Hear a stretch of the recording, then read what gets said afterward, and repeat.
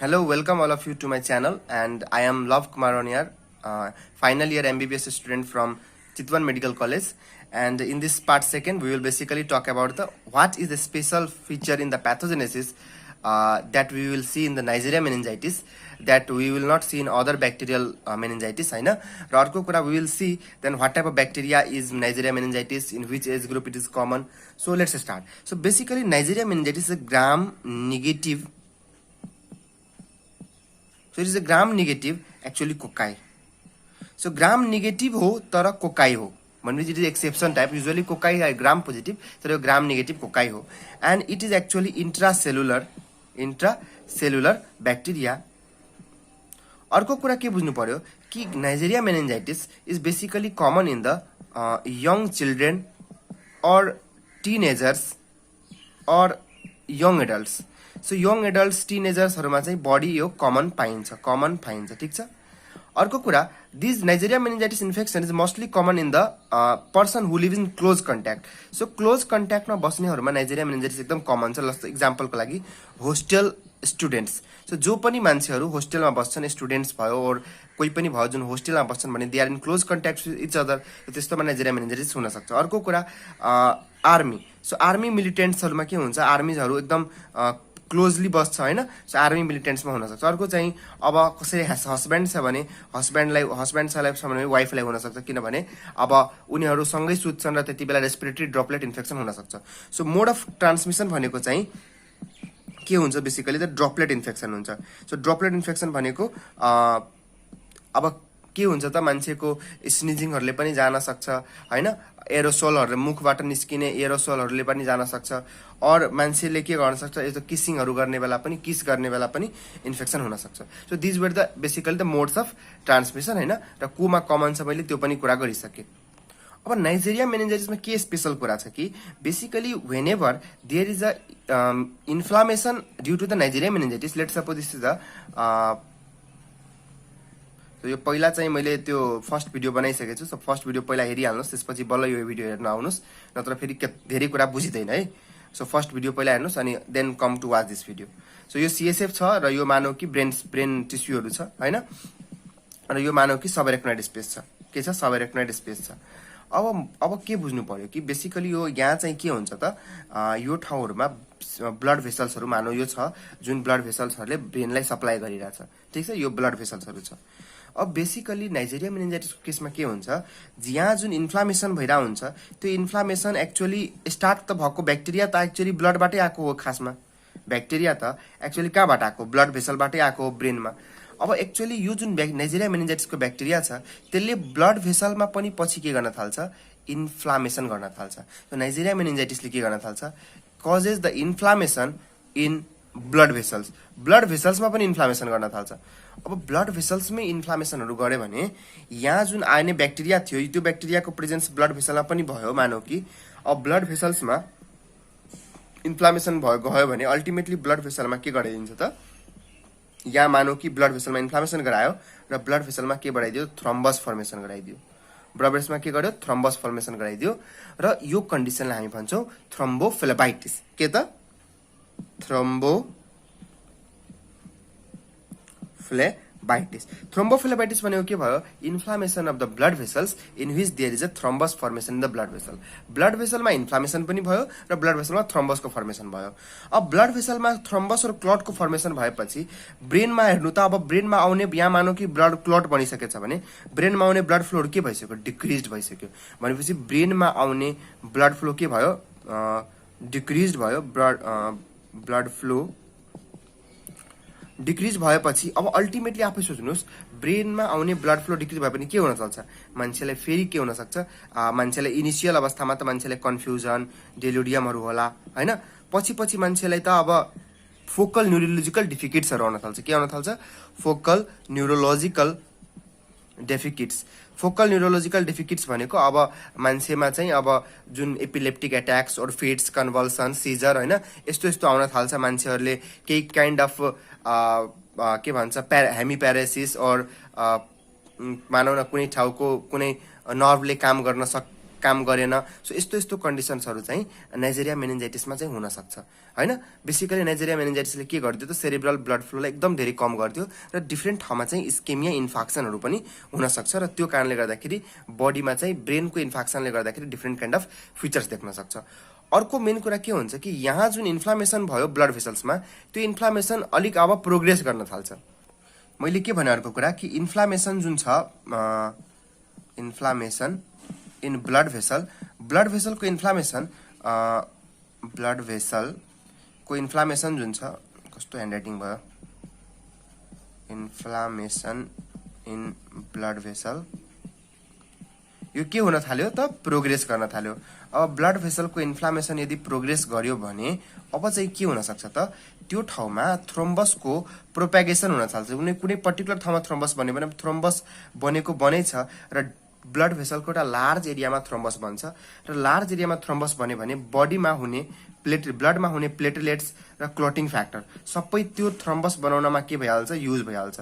So बडीमा एकदम large thrombus बन्यो भने एकदम धेरै लार्ज एरियामा थ्रोम्बस बन्यो भने all the platelets and clotting factors are used र यो कन्डिसनलाई भन्छ डाइसेमिनेटेड इन्ट्राभास्कुलर कोआगुलेसन।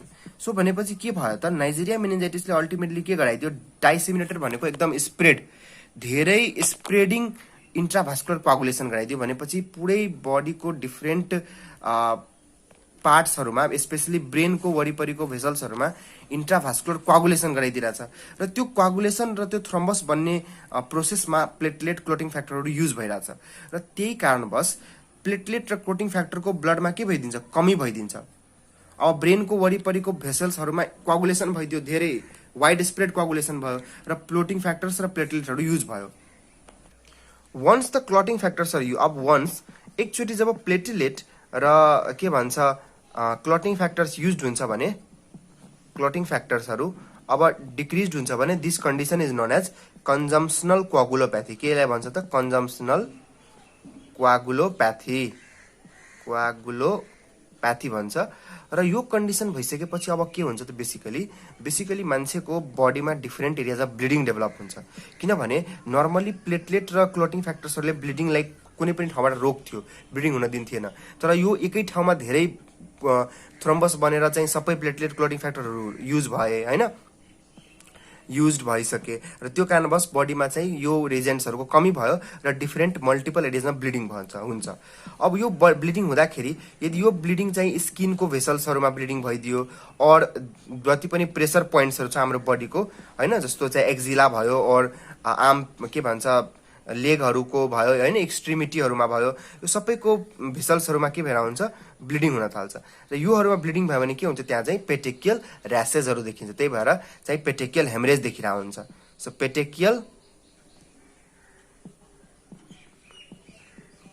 पेटेकियल र्यासेज चाहिँ देख्न चाहिँ सुरु हुन्छ है पेटेकियल र्यासेज देखिन्छ। अर्को कुरा के हुन्छ ब्लिडिङ जुन हुन्छ त्यो एड्रिनल ग्ल्यान्डमा हुन सक्छ।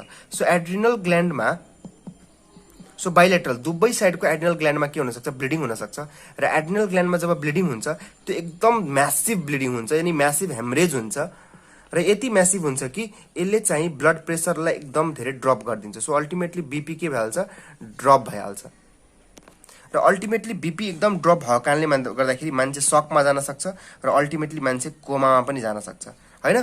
So ultimately BP CP drop भएर अल्टिमेटली मान्छे कता गइदियो त कोमातिर गइदियो हैन। अब अर्को कुरा के हुन सक्छ कहिलेकाहीँ कोमामा नगएर स्टुपरमा जान सक्छ। स्टुपर र कोमामा के फरक छ स्टुपर भनेको चाहिँ मान्छेलाई अब जुन एउटा काइन्ड अफ बहानामा मान्छे सुत्यो बेहोस भयो अब त्यति बेला उसलाई हामी उठाउन सक्यो भने त्यसलाई भन्छ स्टुपर। यदि त्यो एराउजेबल स्लिप छ भने त्यसलाई स्टुपर भन्छ। अब इरिभर्सिबल स्लिप छ सुत्यो भने सुतेको अब कति बेला उठ्छ थाहा छैन भने द्याट इज कोमा। सो मान्छे can go into the stupor or the coma हैन। र एड्रिनल ग्ल्यान्डमा जुन म्यासिभ हेमरेज भयो यसको एउटा छुट्टै नाम दिएको छ यसलाई भन्छ Waterhouse Friderichsen syndrome. So Waterhouse Friderichsen syndrome भनेको this is basically the bilateral haemorrhage र यो हेमरेज किन भयो तपाईले बुझिसक्नुभयो कन्जम्पसन कोआगुलोप्याथीको कारणले गर्दाखेरि र अल्टिमेटली बीपी फल एकदम धेरै बीपी फल हुन्छ हैन र कन्जम्पसनल कोआगुलोप्याथी किन भएको थियो किनभने डीआईसी भइरहेको थियो डाइसेमिनेट इन्ट्राभास्कुलर कोआगुलेसन भइरहेको थियो सो यो सबै कुरा स्पेशल छ नाइजेरिया मेनिन्जाइटिसको लागि अरूमा तपाईले वाटर हाउस फ्रिड्रिक्सन सिन्ड्रोम देख्नुहुन्न पेटिकल र्यासेसहरु देख्नुहुन्न तर नाइजेरिया मेनिन्जाइटिस छ भने you can also see the petechial rashes Waterhouse Friderichsen syndrome यति म्यासिभ एड्रेनल हेमरेज र बीपी घट्छ सो नर्मली मैले के भन्थे अरू केसहरुमा चाहिँ बीपी बढिरा हुन्छ तर नाइजेरिया मेनिन्जाइटिसमा बीपी घट्न सक्छ यदि हेमरेजहरु भइसकेछ भने So what are the clinical features? So clinical features के हुन सक्छ? The person may have the high grade fever with chills and rigor. The person may have the vomiting, abdominal pain, malaise, body ache, headache, confusion, delirium, हैन पेटिकियल र्यासेसहरु चाहिँ develop हुन सक्छ. So यो सबै clinical features हामी एउटा मेनिन्जाइटिसको पेशेन्टमा हामी हेर्न सक्छौं.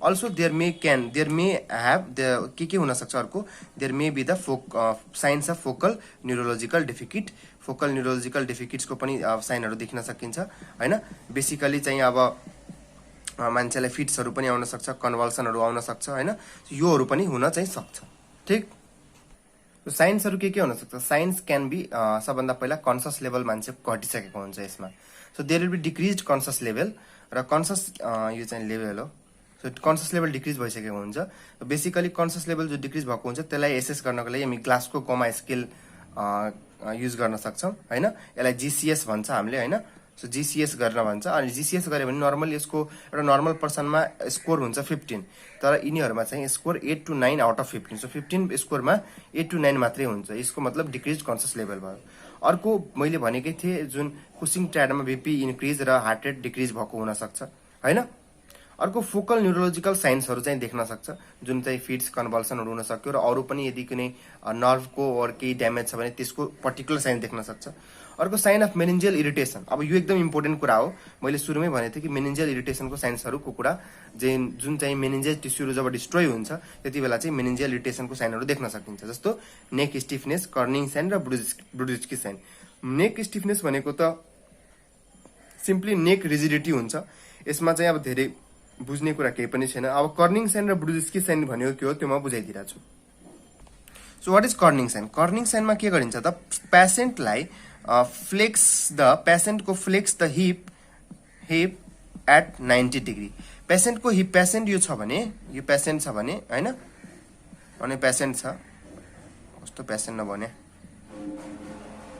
पेशेन्ट छ भने पेशेन्टले मैले के गरे त उसको हिपलाई 90 डिग्रीमा फ्लेक्स भयो यो हिप छ मानौ यो पोइन्ट के छ त हिप छ भने यो हिप 90 डिग्रीमा फ्लेक्स भयो अब हिप 90 डिग्रीमा फ्लेक्स गर्ने र त्यसपछि के गर्ने मान्छेको नीलाई एक्सटेन्ड गर्दिने सो यो जुन नी छ यो नी पनि सुरुमा फ्लेक्स नै छ र नी अब के भयो त नीलाई मैले पेशेन्टलाई के गरे त नीलाई यहाँसम्म नी छ भने नीलाई एक्सटेन्ड गर्दियो पेशेन्टको ठीक छ सो सुरुमा नी फ्लेक्स छ पछि नीलाई एक्सटेन्ड गर्छ नीको के गर्ने एक्सटेन्सन गर्ने र यो नीको एक्सटेन्सन गर्दाखेरि यो जुन ह्यामस्ट्रिङ मसल हुन्छ यो ठाउँमा ह्यामस्ट्रिङ मसल भन्छ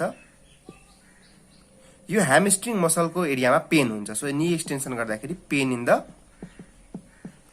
ह्यामस्ट्रिङ मसल सो यो ह्यामस्ट्रिङ मसलमा पेन हुँदाखेरि हामी त्यसलाई भन्छौं यो कर्निङ साइन पोजिटिभ हो ठीक छ सो पहिले के गरे हिपलाई 90 डिग्री फ्लेक्स गरे र त्यतिबेला चाहिँ नी पनि फ्लेक्स थियो अब नीलाई मैले एक्सटेन्ड गर्दाखेरि ह्यामस्ट्रिङ मसलमा पेन भयो भनेपछि यो हिपको साइडको जुन मसल्सहरु हुन्छ त्यसको वरिपरिमा पेन भयो र यसलाई ह्यामस्ट्रिङ मसल भन्छ सो त्यसलाई ह्यामस्ट्रिङ मसलमा पेन भयो भने त्यसलाई भन्छ नीको त्यसलाई भन्छ कर्निङ साइन पोजिटिभ अर्को कुरा के छ ब्रुडिस्की साइन भनेको के हो पेशेन्टको हेडलाई पेशेन्टको नेकलाई बेसिकली नेकलाई यदि तपाईले फ्लेक्स गर्नुहुन्छ भने नेकलाई यदि फ्लेक्स गर्छ पेशेन्टले भने त्यतिबेला के हुन्छ उसको नी पनि अटोमेटिकली फ्लेक्स भइरा हुन्छ सो नेकलाई फ्लेक्स गर्दा यदि नी फ्लेक्सन हुन्छ भने त्यसलाई हामी भन्छौं ब्रुडिस्की साइन पोजिटिभ ठीक छ सो तपाईहरुले यो पनि बुझिसक्नुभयो के हो साइन्स अफ मेनिन्जियल इरिटेसनहरु भनेको अब now let's talk about the diagnosis so diagnosis कसरी गर्ने त सबभन्दा सुरुमा चाहिँ के विचार गर्नुपर्छ कि पेशेन्ट तपाईनिर आउँछ मानौ कि उले क्लिनिकल फिचर्समा चाहिँ हाई ग्रेड फिभर लिएर आएको छ हैन science of meningeal irritation science of present छ मेनिन्जियल इरिटेसनको साइन्स प्रेजेन्ट छ फिभर चाहिँ प्रेजेन्ट छ हैन भनेपछि you suspect the patient is having meningitis तपाईले सस्पेक्ट गर्नुभयो कि सस्पेक्ट के सस्पेक्ट गर्नुभयो कि मेनिन्जाइटिस छ भनेपछि अब यसपछिको तपाईको ड्युटी के हुन्छ कि यु विल सी कि पेशेन्टको इन्ट्राक्रेनियल प्रेसर रेज छ कि छैन भनेर चेक गर्ने। सो इन्ट्राक्रेनियल प्रेसरको रेज छ कि छैन भनेर चेक गर्न मैले भनेको थिएँ नि साइन्सहरू, आइसिपी रेजको साइन्सहरू, जस्तो फन्डोस्कोपी गर्ने र फन्डोस्कोपीमा हेर्ने प्यापिलो इडिमा छ कि छैन। प्यापिलो इडिमा भनेको अप्टिक डिस्कको कपिङ ब्लर भइदिन्छ हैन। सो त्यो हेर्ने कि प्यापिलो इडिमा छ कि छैन। अर्को चाहिँ अब कुसिङ ट्रायडको जुन फिचर छ, heart rate decrease, BP increase हैन, यो छ कि छैन। इरेगुलर ब्रिदिङहरू छ कि छैन। अर्को चाहिँ प्रोजेक्टाइल भोमिटिङ छ कि छैन, प्रोजेक्टाइल भोमिटिङ छ कि छैन। कन्फ्युजन डिलोरियमहरू छ कि छैन। यो सबै तपाईहरुले हेर्नु पर्यो, ठीक छ। अब यो signs of intracranial pressure raise, intracranial pressure raise भएको साइन्सहरू प्रेजेन्ट छ भने त्यति बेला you will not do lumbar puncture. So normally के भन्छ त, हामीले लम्बार पंक्चर गरेर हामीले चाहिँ युजुअली चाहिँ हामी पत्ता लगाउन खोज्छौँ मेनिन्जाइटिसको कजेटिभ एजेन्ट। तर लम्बार पंक्चर नगर्ने यदि इन्ट्राक्रेनियल प्रेसर राइज छ भने, इन्ट्राक्रेनियल प्रेसर राइज कसरी पत्ता लगाउने त, यो फिचर्सहरू छ। यो फिचर्सहरूबाट चाहिँ तपाईले इन्ट्राक्रेनियल प्रेसर अनि इरेगुलर ब्रिदिङ थियो, यो ब्रिदिङ हैन। सो इन्ट्राक्रेनियल प्रेसरको रेज्डको फिचर्सहरू छ भने you will not do first lumbar puncture. सुरुमा लम्बार पंक्चर नगर्ने हैन। सुरुमा के गर्ने, you will control the intracranial pressure, raised ICP लाई कन्ट्रोल गर्ने। सो फर्स्ट पेसेन्टको के गर्ने, आइसिपी लाई, रेज्ड आइसिपी लाई कन्ट्रोल गर्ने, त्यसलाई लो गर्ने, अनि बल्ल के गर्ने त, लम्बार पंक्चर गर्न जाने। अब आइसिपी लाई, रेज्ड आइसिपी लाई कन्ट्रोल कसरी गरिन्छ भनेपछि हामीसँग तरिका छ कन्ट्रोल गर्न। एउटा आइभी मेनिटोल दिने। सो आइभी मेनिटोल भनेको एउटा ओस्मोटिक डायरेटिक्स हो, जसले चाहिँ के गर्छ त, इन्ट्राक्रेनियल प्रेसरलाई लो गर्नमा हेल्प गर्छ। यसले के गर्छ त, फ्लुइडहरूलाई ओस्मोटिक मद्दतबाट तानेर युरिनबाट चाहिँ एक्सक्रिट गराइदिन्छ। अर्को चाहिँ के भन्छ त, पेसेन्टको हामीले नेक, हेडलाई एलिभेट गरिदिने, हेड एलिभेसन गरिदिने, ताकि हेडमा ब्लड फ्लो कम होस्, र हेडमा ब्लड फ्लो कम भयो भने इन्ट्राक्रेनियल प्रेसर लो हुन सक्छ। अर्को के गर्न सकिन्छ, अर्को भनेको हामीले चाहिँ गर्न सक्ने भनेको पेसेन्टलाई इन्ट्युबेट गर्ने, इन्ट्युबेट द पेसेन्ट, र इन्ट्युबेट गरिसकेपछि पेसेन्टलाई हाइपर भेन्टिलेसन गराइदिने, यानी पेसेन्टको सास छिटो छिटो फेर्न लगाइदिने। र छिटो छिटो सास फेर्यो भने के हुन्छ, CO2 पेसेन्टको बडीबाट CO2 डिक्रिज भइदिन्छ, CO2 वास आउट हुन्छ। र CO2 डिक्रिज भएको कारणले गर्दाखेरि के हुन्छ, CO2 डिक्रिज भएको कारणले गर्दा vasoconstriction in the brain. So ब्रेनको भेसल्सहरूमा vasoconstriction in the brain vessels, र ब्रेनको भेसल्समा भ्याजो कन्स्ट्रिक्सन भयो भने अल्टिमेटली के हुन्छ, इन्ट्राक्रेनियल प्रेसर चाहिँ डिक्रिज भइदिन्छ। So these are the methods जुनबाट तपाईँ आइसिपी के गर्न सक्नुहुन्छ त, लोअर गर्न सक्नुहुन्छ। सो पहिला चाहिँ यो मेथडहरूबाट हामीले आइसिपीलाई लोअर गर्छौँ, then we will do the lumbar puncture. अब हाम्रो काम छ लम्बार पंक्चर गर्ने। सो बेसिकली पेसेन्टलाई हामीले के गर्छौँ, त्यो पेसेन्टको जुन पेसेन्ट हुन्छ त्यसको, त्यो पेसेन्ट मानौँ कि यहाँ यसरी बसिरहेछ भने हैन, और पेसेन्टलाई मानौँ न यसरी सुपाइन पोजिसनमा छ भने हामी के गर्छौँ, उसको लम्बार रिजनतिर, बेसिकली L3 L4 और L4 L5 को रिजनतिर हामी चाहिँ लम्बार पंक्चर गर्छौँ। र लम्बार पंक्चर गरेर हामी चाहिँ CSF फ्लुइडलाई एस्पिरेट गर्छौँ। CSF के गर्छौँ, एस्पिरेट गर्छौँ। सो अब हामी कुरा गर्छौँ लम्बार पंक्चरको, सो लम्बार पंक्चर गरेर हामी के गर्यौँ त, अल्टिमेटली L3 L4 मा और L4 L5 तिर लम्बार पंक्चर गर्यो र CSF एस्पिरेट गर्यो। Once the CSF aspirated then CSF is examined. CSF को हामी के गर्छौँ त, एक्जामिनेसन गर्छौँ। र एक्जामिनेसन अनुसार चाहिँ will find out the कजेटिभ agents. अब हामी के कजले भइरहेछ मेनिन्जाइटिस, त्यो कजेटिभ एजेन्ट चाहिँ पत्ता लगाउन सक्छौँ। अब मानौ कि CSF हामीले एक्जामिन गर्यौँ, र एक्जामिन गर्दाखेरि हामीले के पायौँ कि त्यो CSF फ्लुइडमा अब यदि त्यो CSF फ्लुइडमा ब्याक्टेरियल मानौ कि प्रेजेन्स छ भने हैन, भनेपछि त्यो के हुन्छ, ग्लुकोज त्यति बेला चाहिँ ग्लुकोज लेभल घटेको हुन्छ। अब कतिलाई डिक्रिज ग्लुकोज भन्ने त बेसिकली के याद राख्नु कि सिरममा जति ग्लुकोज हुन्छ त्यो भन्दा अलिक कम हुन्छ CSF मा ग्लुकोज। सो सिरमको तुलनामा 2/3 जति मात्र प्रेजेन्ट हुन्छ CSF मा ग्लुकोज। सो नर्मली यदि चिल्ड्रेन छ भने लेस देन 60 mg पर DL। सो चिल्ड्रेन छ भने 60 mg पर DL भन्दा, पर डेसिलिटर भन्दा कम छ भने त्यसलाई हामी डिक्रिज ग्लुकोज भन्छौँ। र अर्को कुरा एडल्ट छ भने लेस देन 40 mg पर DL, 40 mg पर DL भन्दा कम छ भने त्यसलाई हामी डिक्रिज ग्लुकोज भन्छौँ। सो बेसिकली ग्लुकोज के भइरहेछ त, ब्याक्टेरियलहरूमा ग्लुकोज डिक्रिज भइरहेछ। भाइरलहरूमा ग्लुकोजमा केही पनि फरक पर्दैन। सो ग्लुकोज लेभल चाहिँ नर्मलै हुन्छ प्राय। ट्युबरक्लोसमा पनि ग्लुकोज लेभल चाहिँ डिक्रिज भइरहेको हुन्छ। ट्युबरक्लोस भनेको ट्युबरक्लोसले गर्दाखेरि ट्युबरक्लोसिसको माइकोब्याक्टेरियम ट्युबरक्लोसिसले गर्दाखेरि मेनिन्जाइटिस। अर्को चाहिँ अब हामी चाहिँ सेल्स काउन्ट हेरौँ। सेल्स काउन्ट, सेल्सको कुरा गर्नु पर्दा बेसिकली चाहिँ न्युट्रोफिल्सहरू रेज्ड हुन्छ, ठिक छ। सो न्युट्रोफिलहरूको लेभल चाहिँ 500 to 1000 सम्म पर एमएल 500 to 1000 न्युट्रोफिल्स हुन्छ ब्याक्टेरियलमा। भाइरलमा चाहिँ न्युट्रोफिल नभएर भाइरलमा चाहिँ न्युट्रोफिल नबढेर लिम्फोसाइट्सहरू बढिरहेको हुन्छ र बेसिकली लिम्फोसाइट्सहरू 100 to 100 को एराउन्डमा जति बढ्छ होइन। र ट्युबरक्लोसिसमा पनि के हुन्छ, लिम्फोसाइट्स नै बढ्छ, लिम्फोसाइट्स नै यसमा पनि इन्क्रिज भइरहेको हुन्छ, ठिक। अब चाहिँ हामीले कुरा गरौँ मानौ कि प्रोटिनको, भनेपछि प्रोटिन जुन हुन्छ त्यो चाहिँ अब इन्फ्लामेसन भयो भने प्रोटिनहरू त बढ्छ नि सिएसएफमा, त्यही भएर यसमा पनि प्रोटिन बढ्छ। अब भाइरलमा पनि के हुन्छ त, प्रोटिन चाहिँ नर्मलै हुन्छ और अलिअलि बढ्न पनि सक्छ र ट्युबरक्लोसिसमा पनि प्रोटिन बढ्छ। सो यो सबैमा हामीले हेऱ्यौँ कि यो चाहिँ सिएसएफ फाइन्डिङ हो, ग्लुकोजमा सिएलमा प्रोटिनमा के देखिरहेछ। अर्को कुरा के भन्छ, यदि प्रोटिन जस्तो नर्मली के थियो, प्रोटिन बढिरहेको थियो कुन कुन केसमा, ब्याक्टेरियल केसमा होइन र भाइरल केसमा। अब ब्याक्टेरियल र ट्युबरकुलसको केसमा होइन, भाइरलमा त नर्मलै थियो। जुन प्रोटिन लेभल बढ्छ सिएसएफमा ब्याक्टेरियल ट्युबरक्लोसिसमा, र ट्युबरक्लोसिसमा जुन बढेको प्रोटिन हुन्छ त्यसले चाहिँ एउटा क्वागुलम जस्तो बनाउँछ के, र यो क्वागुलमलाई बेसिकली स्पाइडर वेब भन्छ, जुन माकुराको जाल जस्तै लाग्छ हेर्नमा, के जस्तो लाग्छ, स्पाइडरको वेब जस्तो लाग्छ होइन। सो प्रोटिन जुन इन्क्रिज भएको हुन्छ योले गर्दाखेरि ट्युबरक्लोसिसमा स्पेसली सिएसएफमा क्वागुलम जस्तो बनिरहेको हुन्छ र त्यहाँ चाहिँ स्पाइडरको वेब जस्तो देखिरहेको हुन्छ।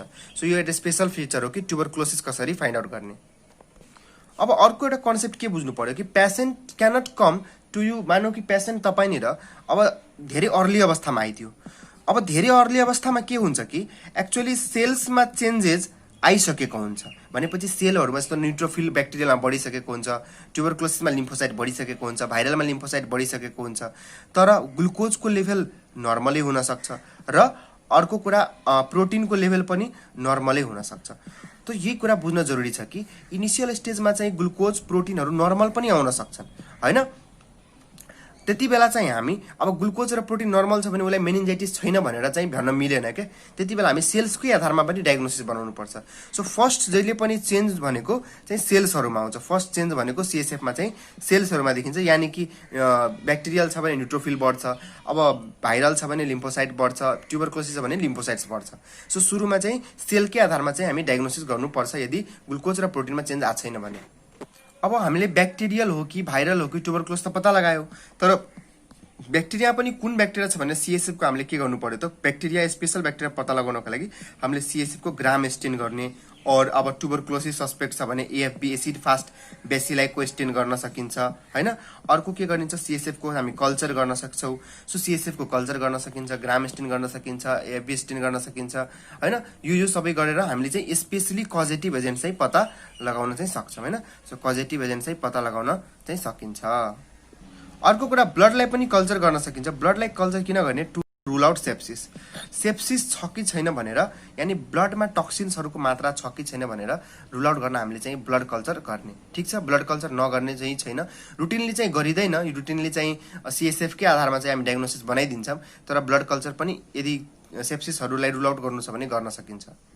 अर्को टेस्ट भनेको सिटी स्क्यान और एमआरआई। सिटी स्क्यान एमआरआई गर्न सकिन्छ। सिटी स्क्यान एमआरआईले के हेल्प गर्छ त, जस्तो अब जुन फिचर्सहरू अब के भन्छ जस्तो फोकल न्युरोलोजिकल साइन्स भयो, कन्फ्युजन डेलिरियमहरू भयो, त्यो सबै फिचर्सहरू कहिलेकाहीँ के हुनसक्छ, कुनै ट्युमरले पनि आउन सक्छ, कुनै ब्रेनको लिजन्सहरूले पनि आउन सक्छ। अर्को कुरा चाहिँ अब यो जुन के भन्छ नाइजेरिया मेनिन्जाइटिस छ, कुनै पनि मेनिन्जाइटिस छ, त्यसमा एउटा हाइड्रोकिफालस हुनसक्छ। के हुनसक्छ, हाइड्रोकिफालस। हाइड्रोकिफालसमा के हुन्छ, बेसिकली जति पनि सिएसएफको भेन्ट्रिकुलर सिस्टम छ, यो भेन्ट्रिकुलर सिस्टम डाइलेट भइदिन्छ। भेन्ट्रिकुलर सिस्टम के भइहाल्छ, डाइलेट भइदिन्छ, किनभने एक्चुअली के भएको हुन्छ हाइड्रोकिफालसमा, यो जुन मानौ कि यो हाम्रो सिएसएफ भेन्ट्रिकुलर सिस्टम छ, यो ब्रेन सिस्टम थियो, अनि अब यतातिर के थियो त, सबएरेक्नोइड स्पेस थियो।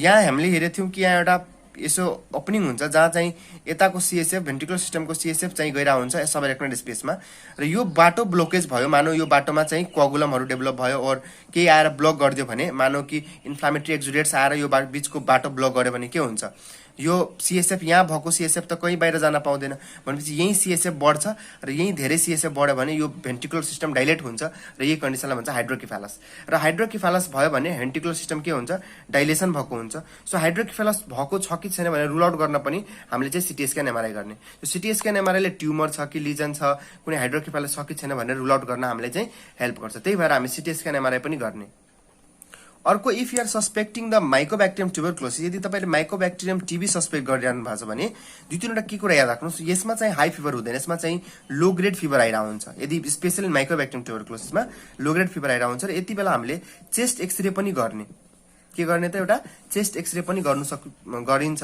यदि माइकोब्याक्टेरियम ट्युबरक्लोसिस छ भने किनभने टिबी चेस्टमा चाहिँ लङमा पहिला हामी केही फाइन्डिङ हेरेर खोज्छौँ कि लङमा पनि केही छ कि छैन भनेर अब मैले जुन अघि एउटा पोइन्ट भनेको थिएँ कि सबभन्दा सुरुमा हामीले चाहिँ पेसेन्ट आउने भने लम्बार पङ्क्चर नगर्ने यदि आइसिपी रेज छ भने होइन आइसिपी रेज छ भने सबभन्दा पहिला नेभर डु लम्बार पङ्क्चर होइन अब आइसिपी रेज छ भने लम्बार पङ्क्चर नगर्ने मैले भने होइन पहिला चाहिँ हामी के गर्ने आइसिपीलाई लोवर गर्ने अनि बल्ल गए के गर्ने लम्बार पङ्क्चरमा जाने किन त्यसो भए आइसिपी रेज भएको बेला किन लम्बार पङ्क्चर नगर्ने यसको कारण के छ कि वेनेभर यु डु लम्बार पङ्क्चर र यदि पर्सनको आइसिपी रेज छ भने के हुनसक्छ लम्बार पङ्क्चर गर्दाखेरि आइसिपी यदि मानौ कि आइसिपी इन्ट्राक्रेनियल प्रेसर रेज छ र हामीले त्यति बेला एलपी गर्यो लम्बार पङ्क्चर गर्यो भने उसको के हुनसक्छ आइसिपी ड्रास्टिकली फल हुनसक्छ र आइसिपी धेरै फल भयो भने के हुनसक्छ अघि जस्तै अब